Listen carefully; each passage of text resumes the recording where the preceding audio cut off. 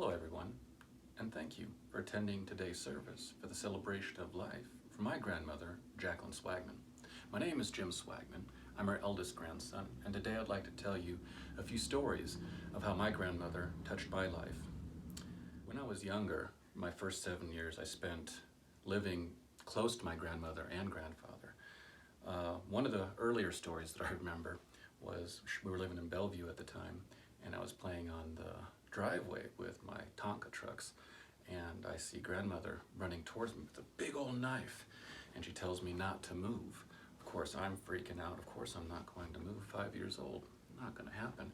She runs right past me and whap-pump, smacks onto the cement, and I look behind me, and there's a big old rattler that was creeping up on me. My grandmother came running out of the house as she saw that happen and went straight for the rattler without even thinking twice and chopped off its head. 5 years old. At 7, I moved to Germany, so there was a stint where we didn't get to visit with each other. But when I was 12, Grandma and Grandpa decided they were going to come to Germany and visit. Now, what I didn't know is they signed up for a gym membership 6 months prior to visiting Germany, and they worked out every day. The goal was for Grandma to be able to beat me in arm wrestling, and she did. My therapist is still happy that that happened to this day. Still paying the bills for her. Yeah, she beat me.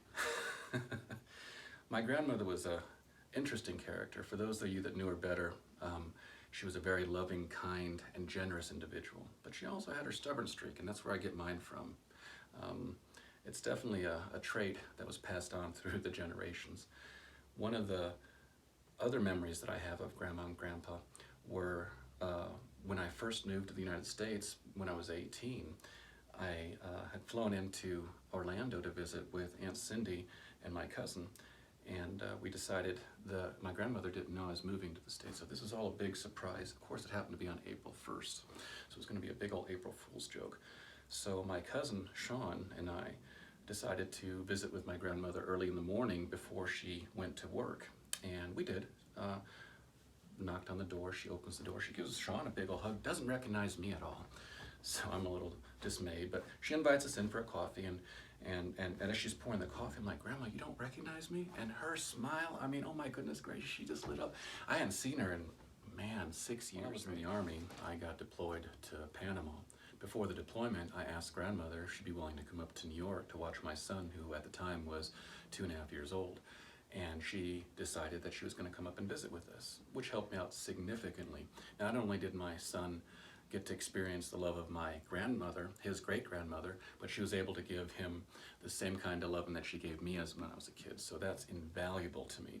Now, my son Kevin, he's now 28, grew up around his great-grandmother like she was his grandmother. We used to visit on the weekends. While he would visit with Grandma, I would do chores with Grandpa outside or inside, depending on what we had to do for that particular terms hosting our family holidays. One year was my turn to host Christmas. I had my cousins, my aunt, and Grandpa and my son over. I chose not to get a Christmas tree that year. I had some potted palm trees that I decorated instead. Well, Grandma wasn't going to have any of that because how could you have Christmas without a Christmas tree? Well, my thoughts were Jesus lived in Jerusalem where Christmas trees don't exist, palm trees do, so that made for an interesting conversation for the rest of the evening, as you might well imagine. One of the many things that Grandma taught me was that you can achieve anything with the right mindset, and she achieved so many things throughout her lifetime, so many things that it's almost impossible for me to name and list all of them. One of the ones that I'm incredibly proud is when she became a business owner. She was a real estate agent in Ocala, and for I think about a good decade or so, owned her own business. For me as a small business owner, this is the way, this is the dream. She got to live her dream of owning her own business and helping people find their dream homes. So another fun story that I have of Grandma, when it was time for her and Grandpa to move to Alamogordo, New Mexico, which is where my mom and I live nearby as well. When it was time for them to move, we decided we were going to fly Grandpa, and I flew to Florida, and I was going to drive across country with Grandma, and it's about a 2.5 day, maybe 3 day drive. So for those of you that have ever been in the car with my grandmother, you know. So she would drive like a mad bat. I'm just saying, she had a lead foot, and it would scare the bejesus out of anybody. With that said, she wanted to drive segments of this trip, and I refused to allow that. I had told her that, I'd like to get there alive, and she laughed and we laughed. And she had said, well, I taught you how to drive. I'm like, yeah, I understand that, but I'd like to get there alive because no one trusts you with your driving. She would visit the hospital, and she had a go bag prepared for this. Her go bag consisted of salt in her purse. So when we'd find a little shaker of salt, we would hide it and take it out. And then she got clever where she'd hide it in her car and other places, so when she'd go to the hospital, she could put salt in her food. She hated hospital food, and she always wanted to put salt on it. So when they would call from downstairs in the kitchens, she'd always ask them for extra salt. Now, she was always a heart patient, always had issues, so they wouldn't give it to her, but that didn't stop her from asking anyway.